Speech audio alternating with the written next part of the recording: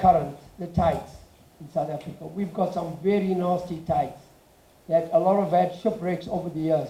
So they haven't considered that and taken that into consideration. So we're going to push, we're fighting that, and I'll tell you where we go into that to appeal it, and it might take time. Let's move on. Let me pause just for a second. If you have questions, please hand them in to the buckets on both the left and the right side of the stage, and we'll try to get to those in just a moment. So that's a result of seismic testing. They started off 3 years ago. You don't need permission. They can just go and test in the ocean. And it's that drilling, that where they check to see if there's oil. So the whales, the porpoises, the dolphins, the fish are dying because of the noise. The noise is so strong, it's above 85 decibels. And that can have devastating effect on what's going on. Yeah. So the marine life is already starting to be affected. So it's about the generations to come. The oil and gas, as I said, I live there. And I'll just show you a synopsis of it. Durban, 4.5 million people in the city. The biggest chemical and petrochemical storage facilities on the continent and in the southern hemisphere. It provides 10% of South Africa's gross domestic product. So huge amount of money, massive industry, but also massive unemployment. And massive sicknesses. As I said, we've done 2 health studies. I'm trying to think of the doctors, professor from Michigan that done the studies that showed that the asthma rate was very high. 53% of the children at local primary schools have got asthma, chronic asthma. So you talk about a high rate of asthma and cancer is very high. So we're doing the surveys now. And leukemia, which is cancer of the blood. I live next to a chemical facility. And on the 16th of August, it gassed us out at 3:10 in the afternoon. So kids are out of school, and this gas came at us. And that case is still pending. We have a huge fight on our hands. So we're keeping protesting and doing all that stuff around. And I think it's without doubt. I think we must stop fooling ourselves to think that climate change is not being caused by the petrochemical industry and the fossil fuel industry. I think it's clear. We know that the science is telling us everything, that fossil fuel, if we don't keep the coal in the hole and the oil in the ground and the gas in the rock, we are going to exacerbate it. We know that coal is the biggest contributor of greenhouse gases. We know that the oil is the same thing. We know that shale gas is methane. It causes cancer and it also contributes to climate change. So all these false solutions are not the solution. The solutions are ordinary people's solutions, lies in your hand. It's what I saw at Operation Jackson yesterday and the last 2 days. Local production, local food like the beans there. I love that. I enjoyed it. I could eat the whole pot myself. It was tasty. That's what we need. We need local production for local people. All right? And so climate change is upon us. And the science has shown it. The data has shown it. What Retta put up earlier on. It showed clearly that the emission levels has to drop. And the only way we can do that is not produce more. It's about cutting back and keeping it in the ground. I think it's clear on that day. And I don't need to talk about climate change. It's happening. It happened. Yeah, I came here before Katrina, so in 2003. But I came here in 2016 when Harvey was here. And we drove through there and we were going on to Lake Charles to talk to the folks there about they losing the graveyards and losing their culture and homes. And what was amazing is all those millions of people hanging on the roofs. Could see it from the air, but when we drove, could see them on the road. And that told me already it has an impact. And where I come from, very same thing. There's parts of the country like Cape Town, we've had droughts for years. No water. We had to import water from other parts of the country because we had no water. And then there's other parts of the country and there's just too much water. So we had all the floods that destroyed all the homes. The Ramaphosa, just before the South African elections this year, had to rush back because he wanted to appease people and say, well, I'm a president you need to vote for. I am concerned about climate change and the environment. No, he's only doing it then. After the elections, he forgot quickly about it. He started to entertain all the big shots of all the owners of the corporations and the oil industry, and then started to grant all the decisions. Let's move on then. So again, the seismic surveys on marine animals. These are photos that we've been taking on the coast.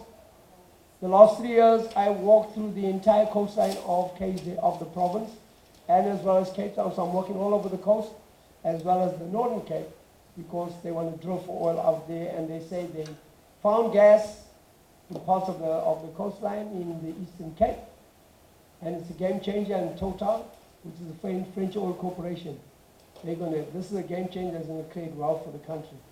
I cannot see that happening. We've had the oil and gas industry for years, never created wealth for anyone.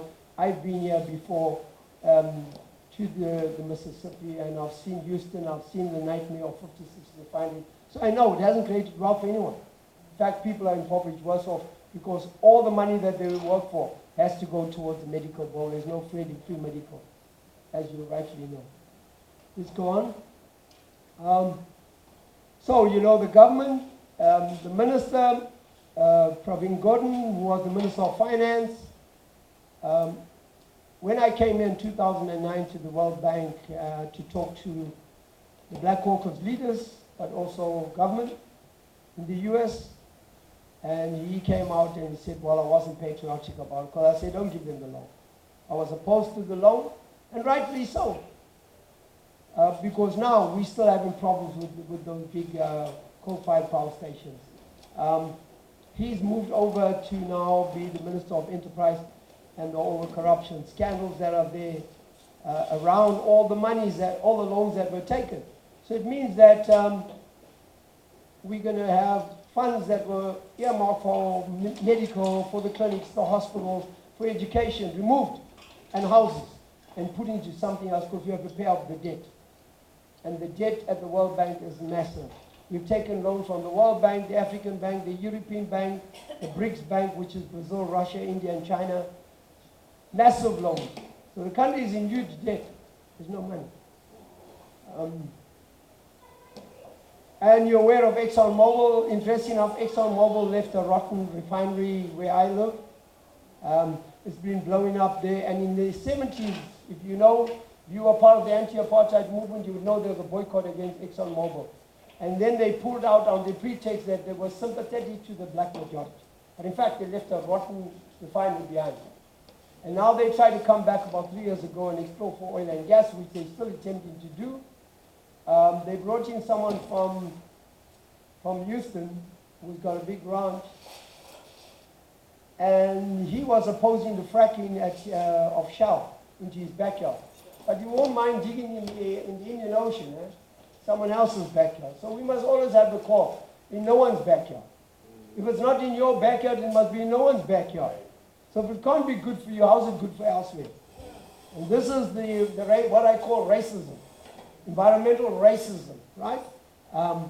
We need to be aware of that. So a lot of the oil companies, we are still fighting and exploring, and that's why it's important for us to work on the continent with folks in Nigeria, in Kenya, because in Ghana, in Uganda, in Cameroon, in Senegal, in Angola, Mozambique, and in South Africa, where the oil is a really huge part of the continent now is being opened up, and they want to drill for oil and gas. And that could be a problem for the continent. Second colonizing of Africa. Second colonizing of Africa, and then the resources are then plundered and it's taken out of the continent. And when those people leave to go to Europe and the US, you don't want those immigrants here, those migrants here. But you take their resources, right? And you enrich yourself. So this is what we're doing. We've linked up with the fisher folks, massively 50,000 fisher folks on the coastline to put pressure and to oppose the oil and gas. We've written some of the stuff, and you can go to our website, a lot of the stuff on there, where you can gather some of the people. So this is constant work.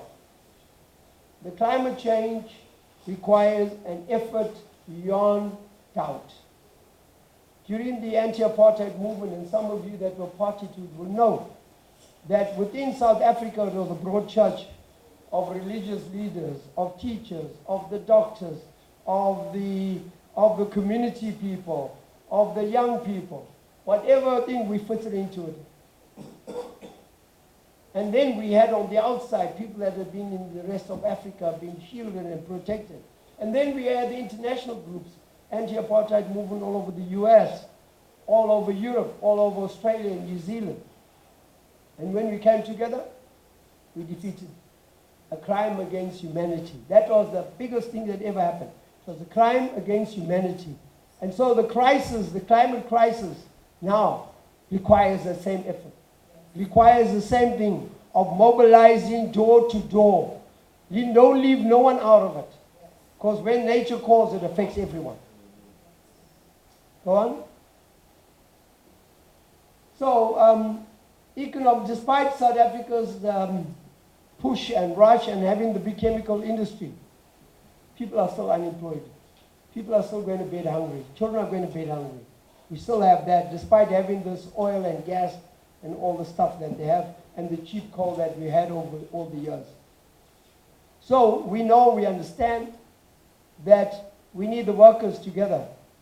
And I saw the GM motor crisis, the strike, and I looked at the community support and I thought, that's great. People working together, because you need to defeat these big corporations by working together.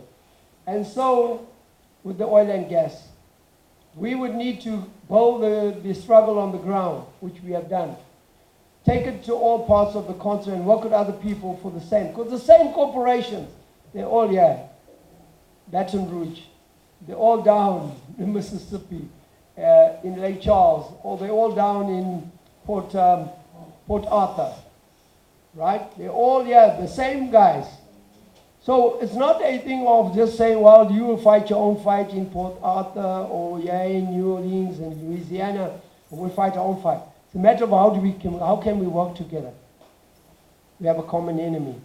We have a common enemy that only knows greed, corruption, and destruction. That's all it knows. So that's the explosions and fires I see. I live in a state project. So as a doctor of science and a community activist for some years, I still live in the people. And you see that, and you see that. This is last year. These are new photos that I'm showing you. These are the things that are happening right now. So when I spoke about the gas out on the 16th of August, I lived right across and affected me. I know about it because my throat, I struggled to breathe. My eyes were burning, my mouth was burning, and the kids. And the young babies, must remember, they're not strong. Their bodies are very, very young. They haven't grown. And what happens when they have to breathe in all these toxins, right?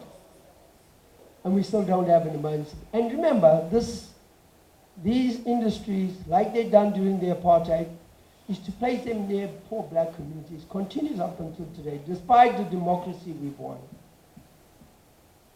Despite the democracy we won. So that's what happens all the time, right? Move on.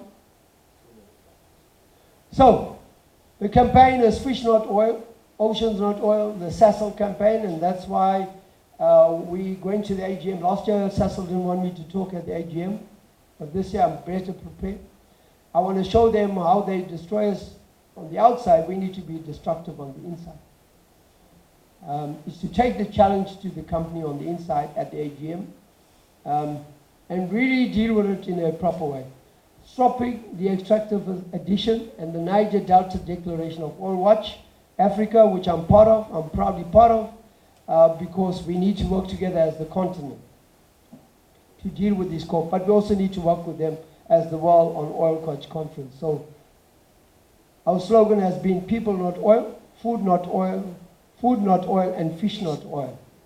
That's been our slogan. Because we realize that when those things that sustains life and keeps our sustainability and our energy is destroyed, then we only left with oil. Finally, I just want to close with, if we don't rise up now. We leave ourselves to our own peril. We need to rise up. We need to let the youth take the lead, and we need to strengthen and support them.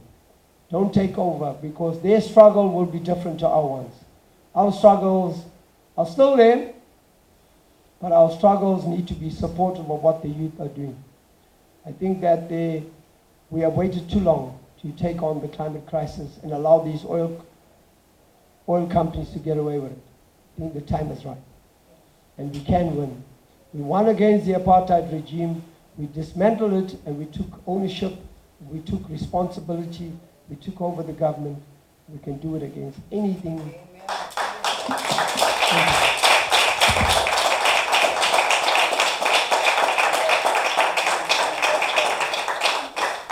Dr. D'Sa, we have one question from the audience here.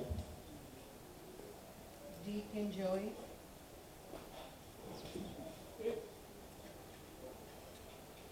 Is there a possibility of going back to that slide in South Africa showing where all the oil is? It's way back.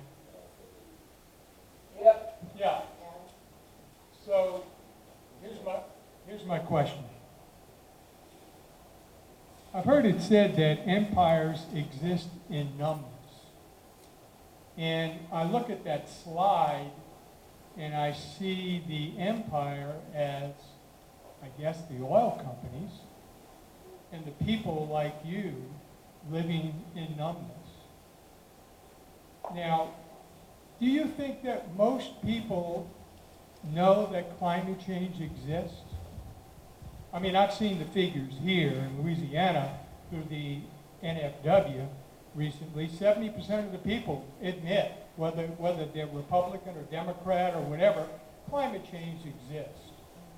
Do you think it's the same in South Africa for most people? Well, I won't say everyone, but I will say for a vast number of the population at the moment, climate change is existing because they feel it, they experience it, they witness it, they see it. And they're already putting it together.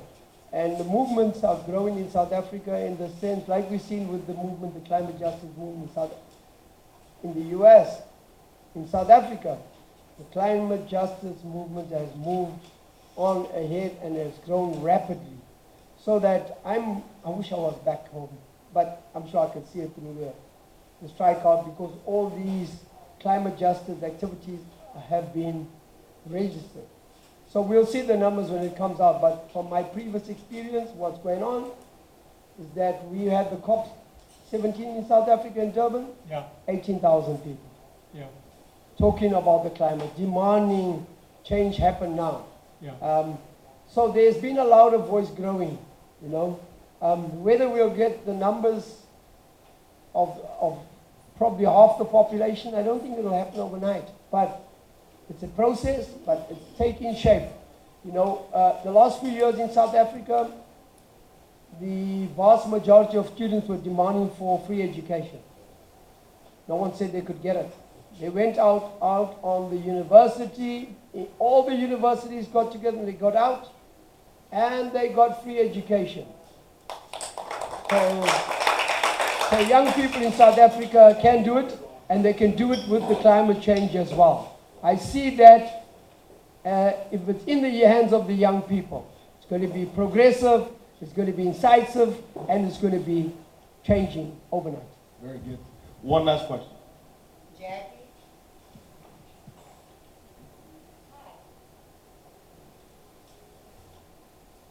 Thanks so much for your time. My question is, having been informed by the struggle of anti-apartheid in South Africa, are there any new ideas that you've seen in the climate crisis movement so far that you think are necessary for us to address the crisis? So is there anything that you see that we're doing that's different from the things that have worked in the past? Or what could we be doing? Well, it's about learning from the past so informs the future, right? And how do you inform the future? I think young minds, they have hundreds of ideas. I must tell you, my own kids tell me, Dad, step aside, you know? So there are quite a number of ideas that young people are bringing, and it happens organically. They don't think about it. It just comes to them naturally. So trying to plant something into a young person now to say you want them to get involved in climate change and you want to tell them how to do it, it's not going to work. Ain't going to work. It happens organically. They will see it. They will experience it. They will understand it. And then they will take the necessary need. You heard them here saying that they're going to go, they start talking. And young people want to listen to other young people. They don't want to listen to elder folk like me. They want to listen to. So with me, I've left a few newsletters out there. So 7 of the young people where I work, in the organization I come from, are 7 young people. They're in the universities. They're in all the high schools. They're in the primary schools. They didn't work with all the young people. If I went there, probably listen to me and then say, it's getting boring now. You know, but they don't say that to young people because they speak the same and they talk the same language, they understand the dynamics, and they know that shifting your mindsets will come from them because they come with different ideas. And that's what we must support. Let's support them and let them do their thing. You know, I always believe that if they do their thing and we don't influence it, you're going to see change tomorrow happen.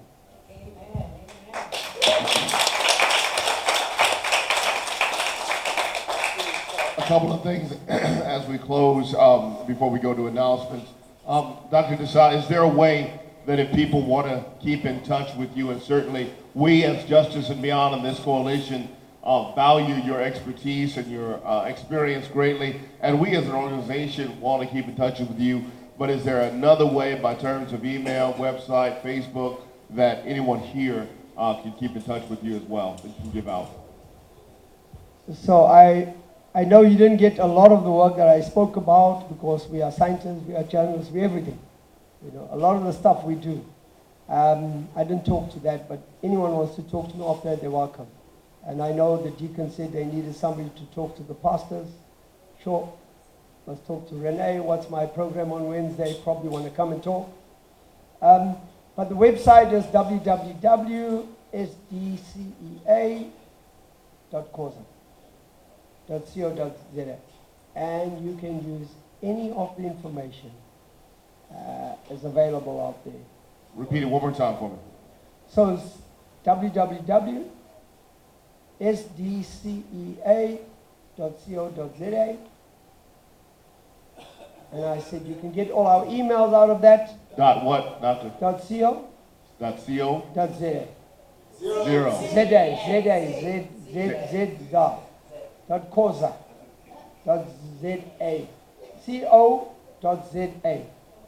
You getting it? Z. Z. Z. Z-A. Well, you call it Z. Okay. Okay. Sorry, we say Z. Okay. Koza. Dot .coza. Koza. C-O-Z-A. Z-A. All right. We got it. And All I've right. left some newsletters at the back, so All right. you guys can take it. There's all the details on there. It talks to some of the stuff that I spoke about.